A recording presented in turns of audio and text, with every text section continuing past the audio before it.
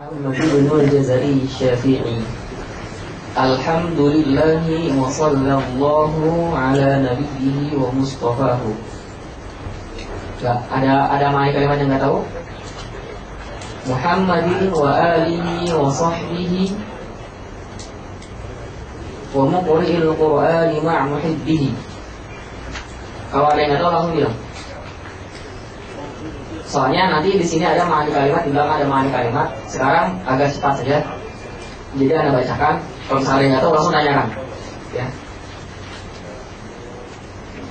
Wa muqri'il Qur'ani ma'a muhibbihi. Di situ ma'a ya, Ma'a. Semoga salawatullah wa salamuhu aidan tercurah kepada muqri'il Qur'an. Di mana doa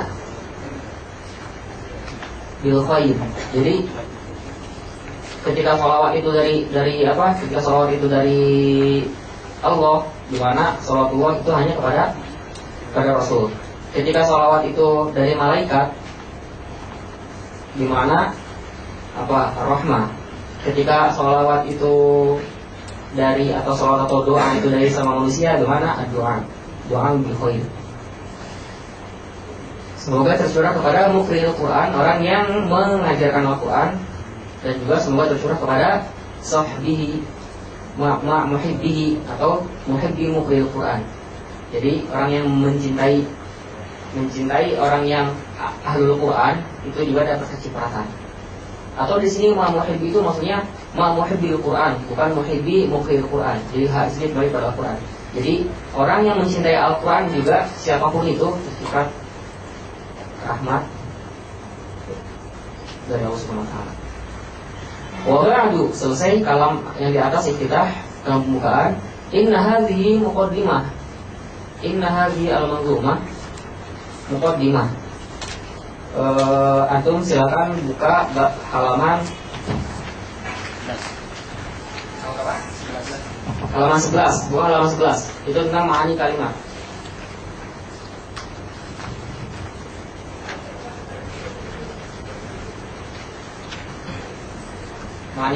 Ma'ani kalimat ada di halaman 11. Nanti kalau misalkan ada yang enggak ini lupa, lihat aja lagi ke situ ya. Lanjut. Inna hadhihi muqaddimah, inna hadhihi al-manzumah, maka ini inna hadhihi al-manzumah muqaddimah, hanya sebatas permulaan.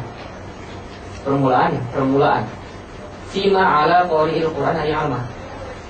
Permulaan kepada orang yang ingin mempelajari Al-Qur'an.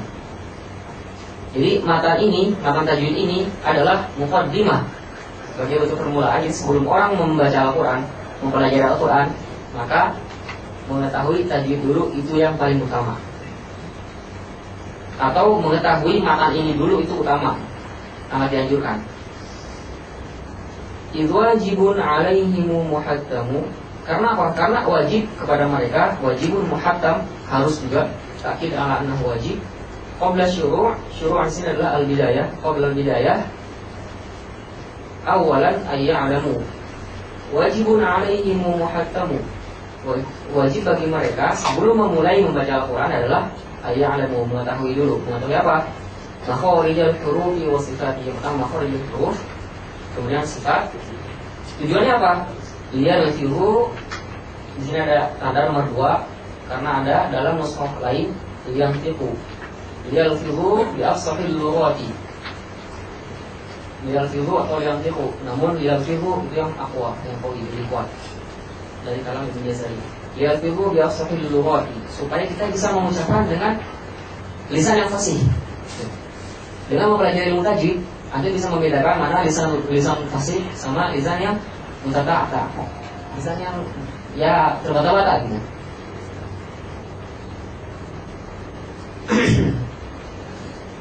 Muharrir tajwidi wal mawaqifi, dan juga dengan matan ini katanya akan menjadikan antum yang tolibnya muharrir tajwidi. Muharrir ay muhaqqiq, sebagai ulama muhaqqiq, al-muhaqqiqin.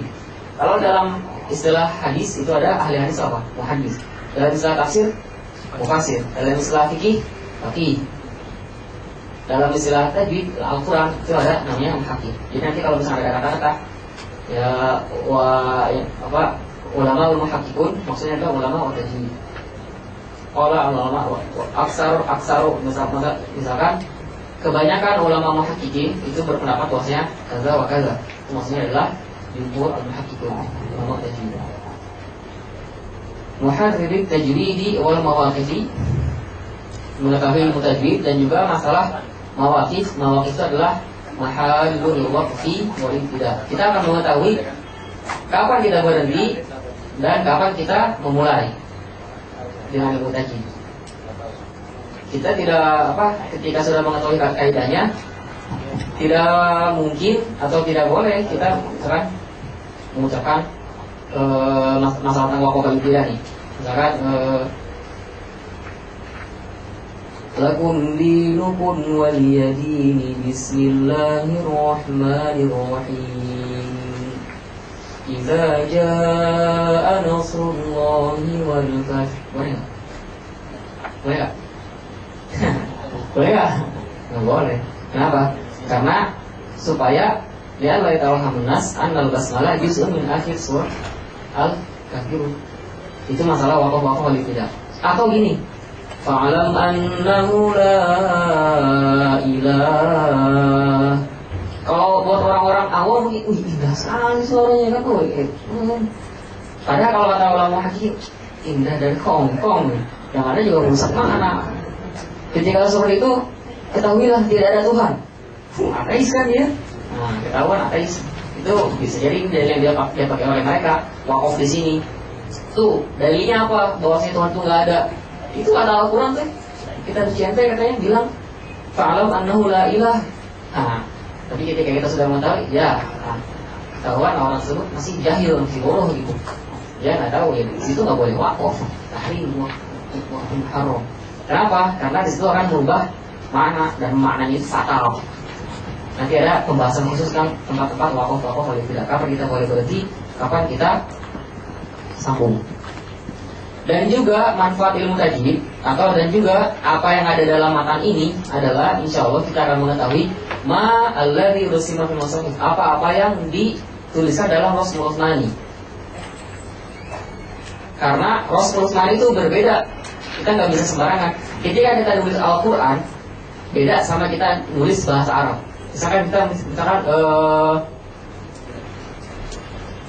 kita nulis misalkan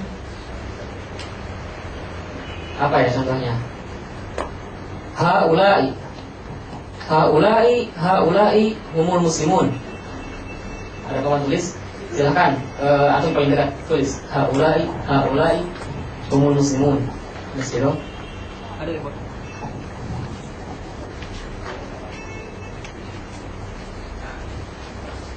Tulisannya bagus ya.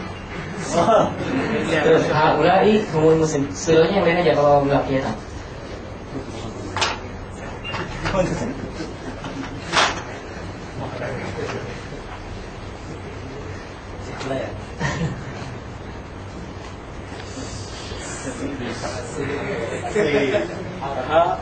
Haula'i humul muslimun.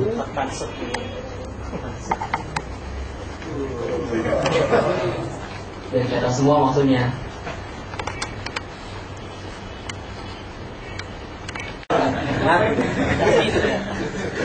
Silakan Ahmad tulis lagi haula'i humul muslimun bawahnya.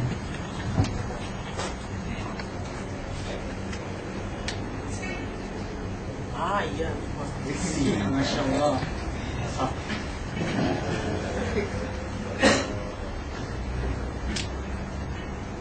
Itu Malik tulis haula'i humul muslimun.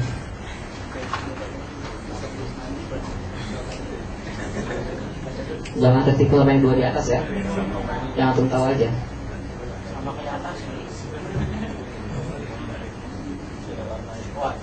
Baik, natijahnya kalau dari sisi Rasmul Utsmani ada satu yang salah. Paling atas. Haula'i. Nulis haula'i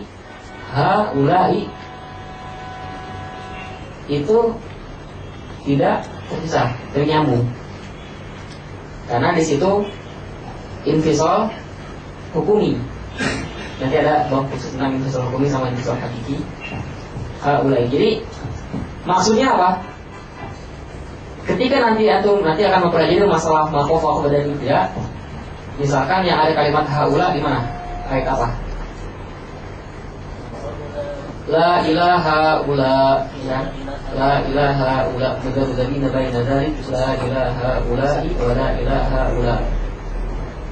Ketika tulisan haula seperti yang di atas, maka kita zahirnya, maka kita boleh berhenti di ha.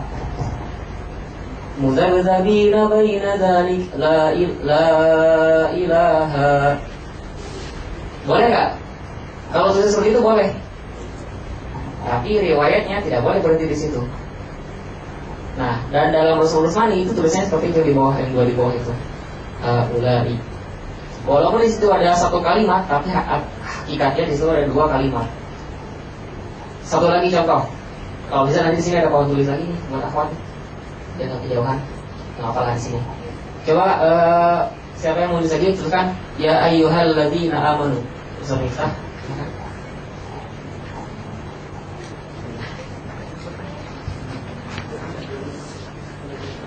Asik.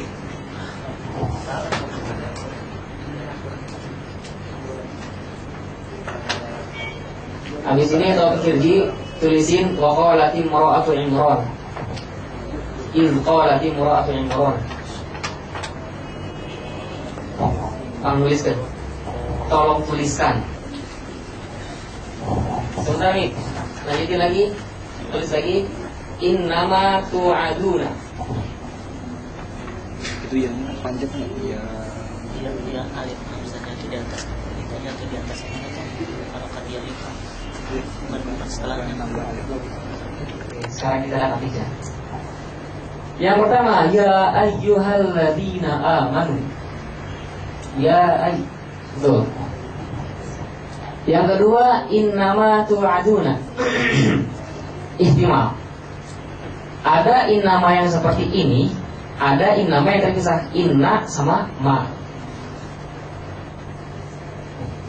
Gak percaya? Enggak semua innama seperti ini. Lihat di Al-Quran, surat Al-An'am ayat innama tu'aduna la'at wa ma antum bimu'jizin. Sekarang yang bawa Quran ayat berapa? Ustaz Khalil fi ayat kam innama tu'aduna la'at. Berapa? 134. Al-An'am 134. Dia nggak bawa Al-Quran, nanti bawa Al-Quran ya. Lihat Al-An'am 134. Tidak semua innama itu seperti ini.